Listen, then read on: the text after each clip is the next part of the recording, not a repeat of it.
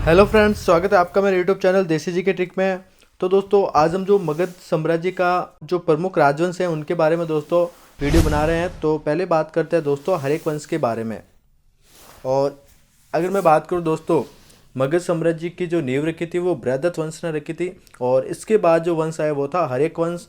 और इस वंश को पितृहंता वंश भी कहा जाता है, क्योंकि अजातशत्रु ने अपने पिता बिंबिसार की हत्या की थी।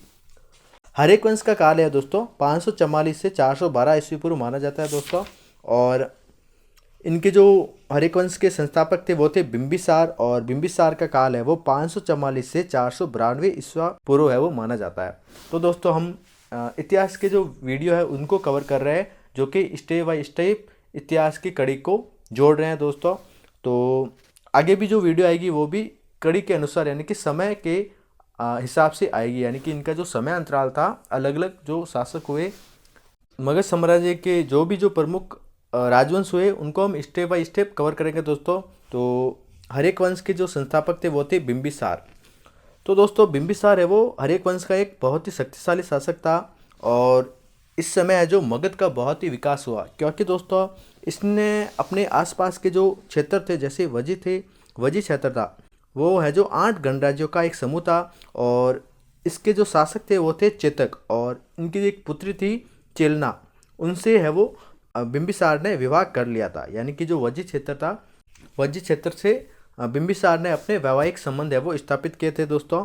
और इसके बाद दोस्तों बात करें अंग की, तो अंग का जो शासक था उस समय था ब्रह्मदत्त। और बिंबिसार ने अंग पर जो है जो आक्रमण करके अंग को है जो मगध में मिला लिया था दोस्तों। और अगर बात करें दोस्तों अवंती महाजनपद की, तो इस समय यहाँ का शासक चंड प्रदोत था, जो कि बहुत ही एक शक्तिशाली शासक था। और इसने है जो अपना मित्र बना लिया।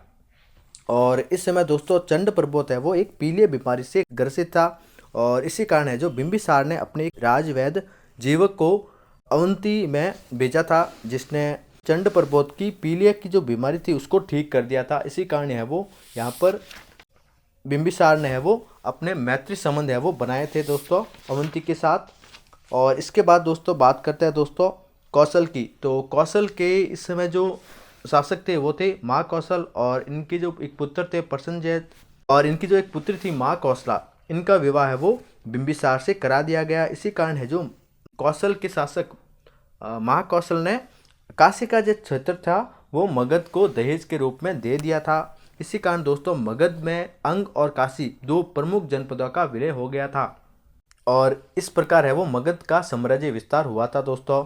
और पुराणों में दोस्तों बिंबिसार को शत्रुजस यानी कि 80,000 गायों का स्वामी भी कहा गया दोस्तों। और जैन साहित्य में बिंबिसार के लिए एक स्वर्णित वर्ड का प्रयोग हुआ है दोस्तों। तो यहाँ पर दोस्तों एक शॉर्ट में वापस से बता देते हैं कि मगध का विस्तार है वो बिंबिसार ने कैसे किया दोस्तों। तो यहाँ पर दोस्तों 3 नीतियाँ यहाँ पर प्रमुख थी। एक थी मित्र नीति, दूसरी वैवाहिक नीति, और तीसरी थी युद्ध के सहारे। तो यहाँ पर दोस्तों मित्र नीति के सहारे अवंती के जो नरेश थे चंड प्रदोत, वहाँ पर दोस्तों अपने राजवैद्य जीवक को बेचकर और उनकी जो पीलिया की बीमारी थी उसको ठीक कर दिया था। इसी कारण है वो यहाँ पर दोस्तों बहुत ही अच्छे संबंध स्थापित हो गए थे दोस्तों। और अगर दोस्तों बात करूँ वैवाहिक संबंध की, तो यहाँ पर दोस्तों बिंबिसार ने कौशल के नरेश थे वो माँ कौशल, और इनका एक बेटा था प्रसेनजीत, और इनकी बहन थी माँ कौशला। तो बिंबिसार का विवाह है वो माँ कौशला से हो गया था। इसी कारण है वो बिंबिसार ने काशी है वो देश में प्राप्त किया था। और इसके बाद दोस्तों वजी के शासक चित्त की पुत्री चेलना से भी बिंबिसार ने विवाह किया था। और इसके बाद दोस्तों युद्ध के सारे अंग पर आक्रमण करके मगध में विलय कर लिया था। और इस समय बिंबिसार के समय मगध का विस्तार होकर मगध के साथ साथ अंग और काशी का भी विलय हो गया था दोस्तों। और बिंबिसार ने अपनी राजधानी है वो राजगृह को बनाया था। और अजातशत्रु ने बिंबिसार की हत्या कर दी थी। और इसके बाद दोस्तों अजातशत्रु है वो मगध का शासक बन गया था।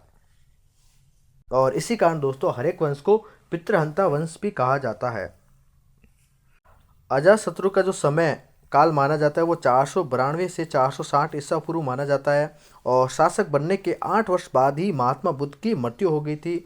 और 483 ईसा पूर्व में अजातशत्रु ने पहली बौद्ध संगति भी करवाई थी। और यह जो बौद्ध संगति थी वो राजगृह की सप्तवर्णी गुफा में आयोजित की गई थी, और इस संगति का जो अध्यक्ष था वो माँ कश्यप को बनाया गया। अजातशत्रु मगध का पहला शासक था जिसने पाटलिपुत्र के महत्व को समझा और इसे ही अपनी राजधानी बनाना चाहा।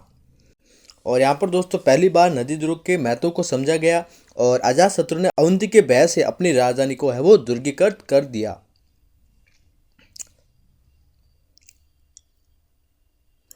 और दोस्तों अजातशत्रु ने अपने पिता बिंबिसार की हत्या कर दी थी। इसी कारण है जो कौशल नरेश प्रसेनजीत ने जो काशी का जो क्षेत्र था वो वापस है वो अजातशत्रु से छीन लिया।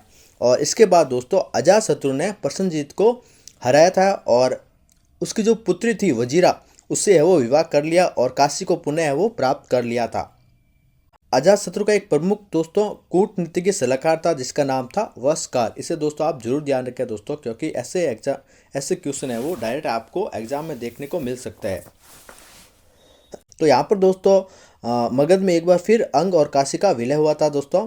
और इसके बाद दोस्तों जो वजी था वो 8 गणराज्यों में बटा था। इसी कारण यहाँ पर दोस्तों फूट पड़ी थी और इसी का जो फायदा उठाकर मगध के शासक अजातशत्रु ने इस पर भी आक्रमण करके इसको भी अपनी और मिला लिया, यानी कि विजित कर लिया। और इसके बाद दोस्तों जैसे कि काशी का जो क्षेत्र था प्रसेनजीत ने वापस लिया था और अजातशत्रु ने वापस प्रसेनजीत पर आक्रमण करके काशी का क्षेत्र तो प्राप्त किया और इसके साथ साथ दोस्तों जो प्रसेनजीत का जो साम्राज्य था कौशल उसको भी मगध में विलय कर लिया।